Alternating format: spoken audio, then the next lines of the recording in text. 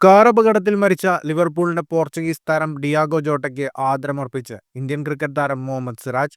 വെള്ളിയാഴ്ച ഇംഗ്ലണ്ടിനെതിരായ ലോർഡ്സ് ടെസ്റ്റിന്റെ രണ്ടാം ദിനം ജാമി സ്മിത്തിനെ പുറത്താക്കിയ ശേഷമായിരുന്നു സിറാജിന്റെ ആദരം. ഇംഗ്ലണ്ട് ഇന്നിംഗ്സിലെ 107-ാം ഓവറിൽ സ്മിത്തിനെ പുറത്താക്കിയ ശേഷം ആകാശത്തേക്ക് നോക്കിയ സിറാജ് കൈകൊണ്ട് ജോട്ടയുടെ ജേഴ്സി നമ്പറായ 20 എന്ന ആംഗ്യം കാണിക്കുകയായിരുന്നു. ലിവർപൂളിൽ ജോട്ടയുടെ ജേഴ്സി നമ്പർ 20 ആയിരുന്നു. ജൂലൈ 3-ന് സ്പെയിനിലെ സമോറ നഗരത്തിൽ വെച്ചുണ്ടായ കാർ അപകടത്തിലാണ് ജോട്ടയ്ക്ക് ജീവൻ നഷ്ടമായത്.